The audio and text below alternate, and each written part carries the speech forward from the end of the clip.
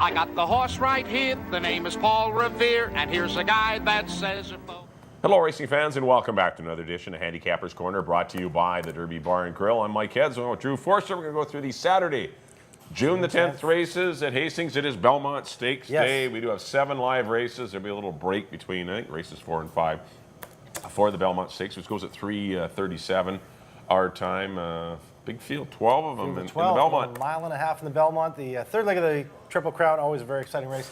A different race. A lot of these horses will never run a mile and a half again in their careers, and they all try to go to a mile and a half on Saturday. No Classic Empire. He was out with an abscess. He had he had to miss some training with a hoof abscess, and so Classic Empire, who would have been the heavy favorite, is out. So it's made for a much better betting race, probably. And no Mario either.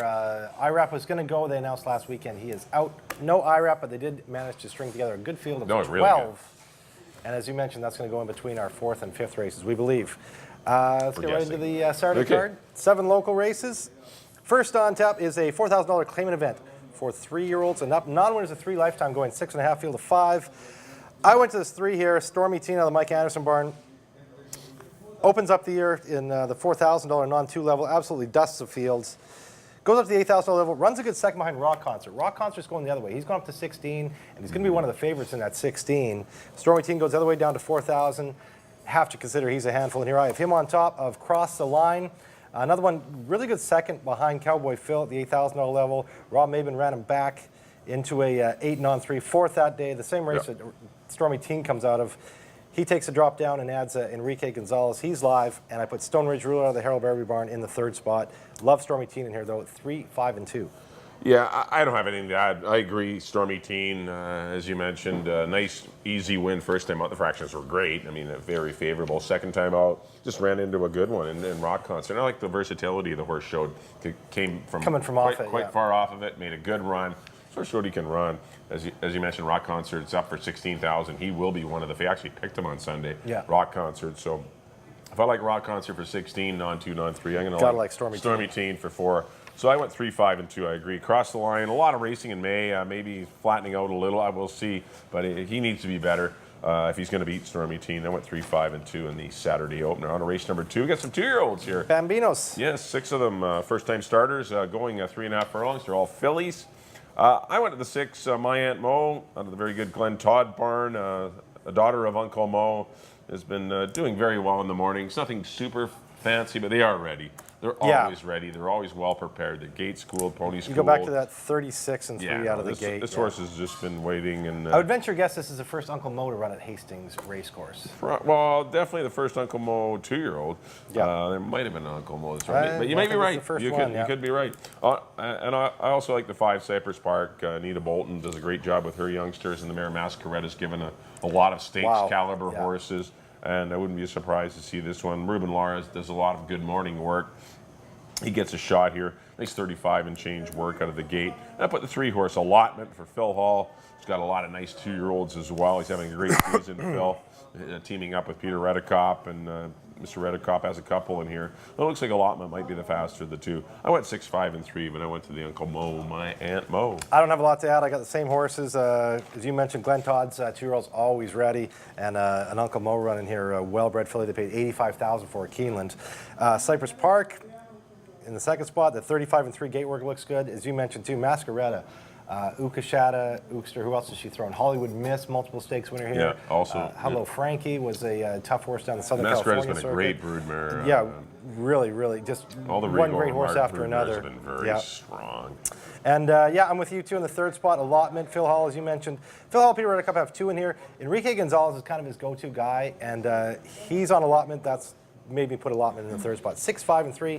Same as Mike for me in the 2nd. On to the 3rd. 4,000 non-2 going 6.5 for older Colts and Geldings. Field of 6. I went to the 5 here, Nacho. Started out at the maiden $8,000 level and wired a field as a favorite under Corinne Andros. And Dino putting together a good year. And I like the fact he doesn't get aggressive with this guy. Doesn't look for an 8 or a 16 or something. No. Down to the $4,000. Very aggressive. Unaggressive or whatever we. Yeah, right down to 4,000 non-2. I like him right back. With a race under his belt, I think he can move forward. If he does that, he's a winner. I got Nacho on top. Vicati, another one that looks live in here, but bouncing around those 8,000 non-3, so he's out of a condition and up for 8,000.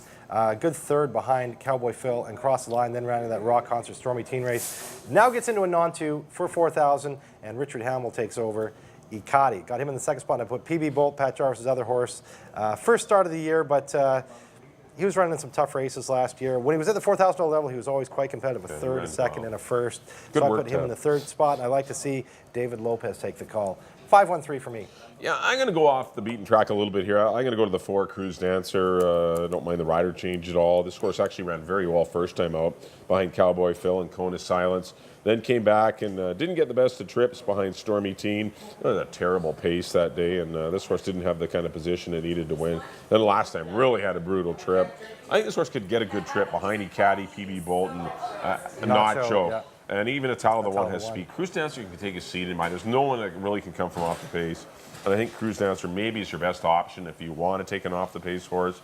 The price will be right. I'll try Cruise Dancer to defeat the one. I like it. I like it, Mike. That's right. Ikati, as you mentioned, very live in here, taking a significant drop into the straight non-2-4. Those races come up pretty tough, those non-2, non-3, 8s, especially it did with Rock Concert and Stormy Teen. And Peace Arch, too, yeah. Peace Arch was a dirty tough 8. And, but Ikati's getting in a... This is a huge class relief for Ikati. And I put the 5 horse Nacho. Did find the line barely. Did go fast, though, and this horse could move. We'll probably need to move forward off that race to win today, but if he does, he's tough. Yeah. Then tough. I went 4-1-5. On to the 4th race, $4,000 fillies and mares, non-2 lifetime. The 1 horse, Rosie's up. This horse won first time out very impressively. Was protected, jumped them up for the 8,000. I thought ran a very good race behind a very well-meant riding on the wind. And Don't Tell My Husband. Only those are better horses. Don't Tell My Husband. Those are better horses. Those are significantly, once again, it's a non-2, non-3. Those horses were non-3s. They had both won 2 races. And once the race, just to clarify, the races start non-2, 8,000 and then non-3 BC bred. But if the race doesn't fill by 9 o'clock, they open it up to straight non-3s. Yeah. And so those races, technically weren't non-2s anymore. And this horse was a non-2, and the race was significantly tougher.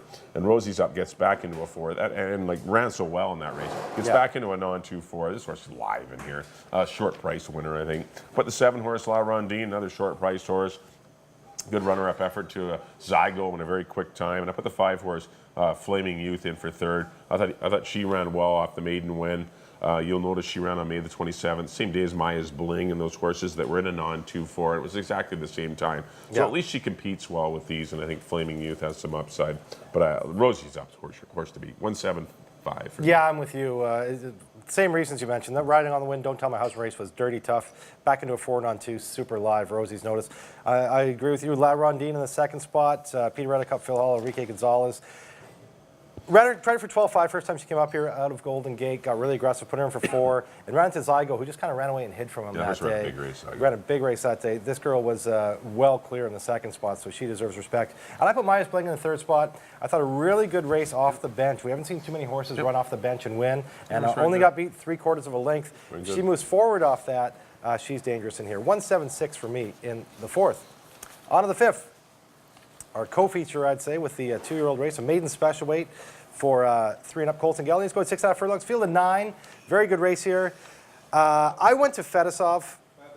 I thought a really good race last time. I loved him last time. And stood on his head, just absolutely stopped, dead cold at the head of the lane. That kind of took away all his chances to win. But he got going again and did good to run 3rd. And we did see this duo, almost all these guys. Mike Anderson, George Morgan, Jeff Birmingham team up with Venetian Mass to win the stake last Sunday, as well as breeder John Gunther and the mare Molto Vida. It's a half-brother to Venetian Mask. Fedosov, super live in here. I got him on top of Soulcat. Soulcat just missed by a nose last time. Ran too well to get beat. Good as they get, just nipped him at the wire. It was a tight photo, but good as they get, did get him. He's live right back. I really like those 2. I think those would be the 2 I'm going to have on my pick 4. In the 3rd spot, I threw in Majestical. He's been working well for top outfit for Glenn Todd and David Lopez rides. But they liked this horse last year. Paid a decent price for him at Keeneland.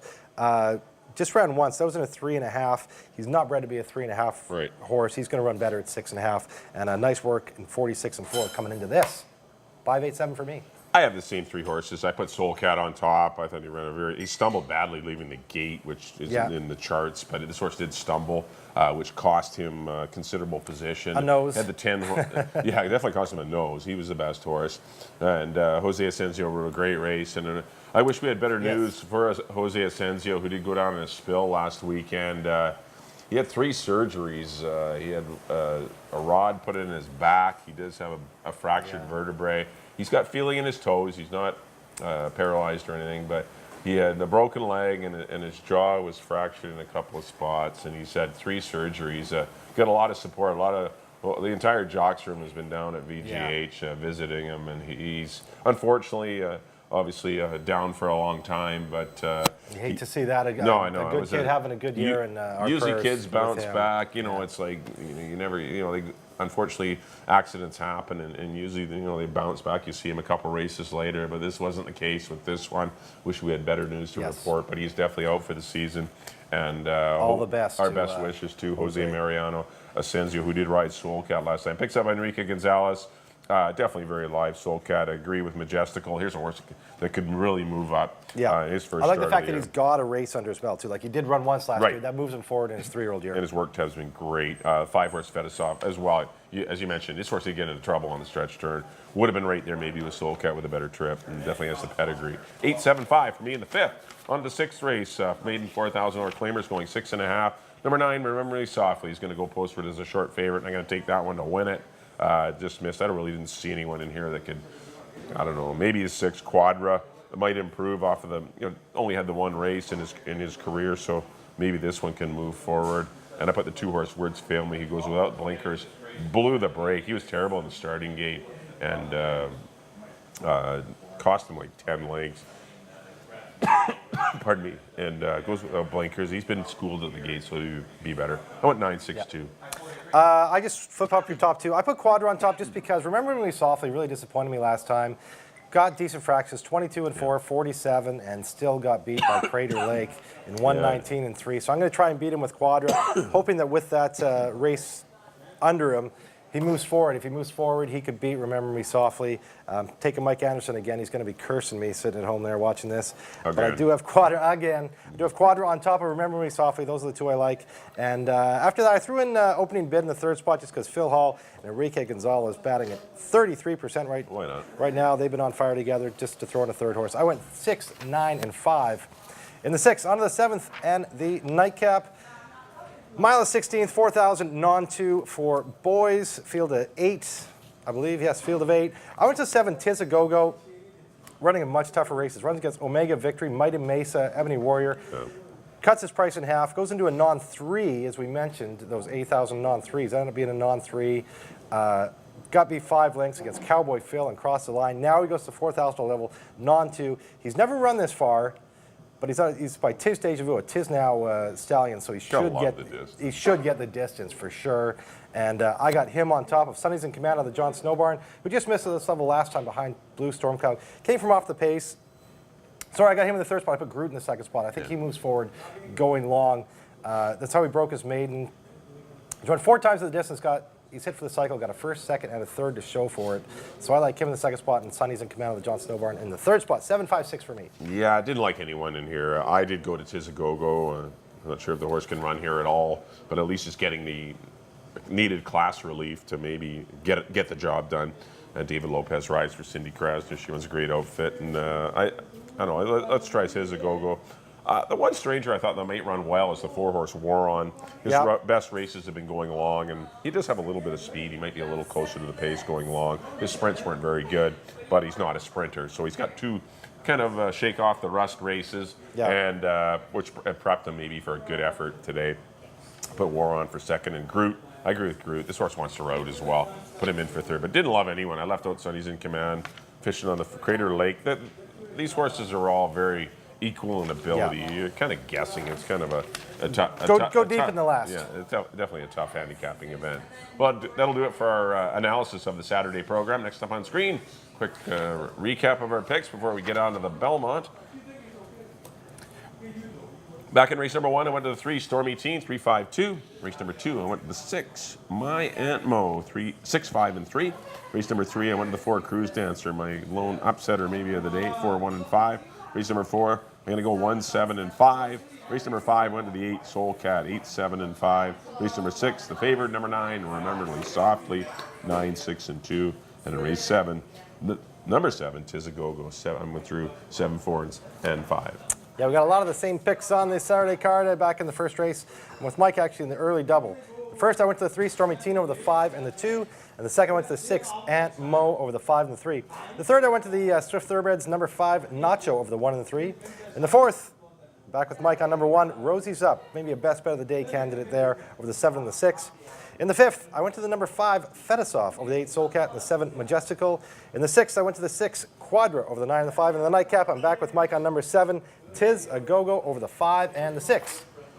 Well, also on Saturday is the Belmont Stakes, the third jewel of the Triple Crown. And 149th running of the Belmont. Yeah, I missed a few of them. I've seen a lot of them, but I haven't seen that many. 149th running. Seen about 2/3 of them, I'd say. But good race. Unfortunately, no Classic Empire, no Always Dreaming. Definitely no cloud computing. No cloud computing. Any of the first Triple Crown winners are not in the race. But I did go to the 10-horse multiplier. I think this horse is going to be dangerous. We win the Illinois Derby. I like the final time. The horse finished with authority. No luck in the Preakness. Had an inside draw. Kind of got shuffled back. Was a no-threat sixth, or where he just wasn't in the race. He closed up well, but just couldn't make up enough ground. I think the 1.5 miles will suit him nicely, as well as the 6. Looking at Lee, who's been just a warrior. He's a competitor. I think he finally gets out to the distance where he's going to maybe shine. I can see him winning it. And the 2-horse Taprit, another one that might appreciate the 1.5 mile distance. He's a horse that's lazy early and then makes this furious run late. And maybe the 12 furlongs will be what he needs to get into the winner's circle. But no strong pick. But I just think 10, 6, and 2 are your horses. I don't know if Irish Warcry wants to go this far. There's a lot of horses in here that have better credentials than the ones I'm picking. I don't know if they want to go 12 furlongs. I went to the 6 looking at Lee. I think that he will get the distance. As you mentioned, he's a warrior. Great third in the Arkansas Derby. Great second in the Kentucky Derby. And the Preakness was a little short from coming back going long. I like looking at Lee. And, of course, local connection, local breeder Ray Hansen, of course, Langara last ran here at Hastings. I put Irish Warcry in the second spot. Huge race in the Wood. He likes New York, obviously. Ran a huge race in the Wood. Got 101 buyer, won by 3. The Kentucky Derby, he ran 10th, but just a brutal trip. The 20 horses, the Derby is a race where you get in trouble. He got into trouble. I look for him to bounce back in here. And I put the 1, Twisted Tom. He's going to be a long shot, but Chad Brown and Javier Castellano, he's won 3 in a row. He's going the right way, and those guys you can never throw out. Of course, Chad Brown winning the Preakness with cloud computing. So I went, we're going to put our picks up here. Yeah, we'll put our picks I went 10, 6, and 2. Those are my Belmont picks. There we go. There's 6, my pick. 7, and 1. Looking at Lee, Irish Warcry, and Twisted Tom in the third spot for the 149th Belmont. There you have it. That's our recap of the races on Saturday. First Post 150, and of course racing on Sunday as well. 8 races on Sunday, and First Post 150. It should be a lot of fun. Of course, a lot of stakes races on the Belmont program as well. Yeah, that is an incredible. It's like a Breeders' Cup, Breeders' Cup type card. So it's not just about the Belmont Stakes, but obviously it's the big one. But there's still a lot of great horses running at Belmont Park. So that'll do it for this edition of Handicappers Corner. On behalf of Drew, thanks everyone for tuning in. We'll see you next time here at the Derby Bar and Grill.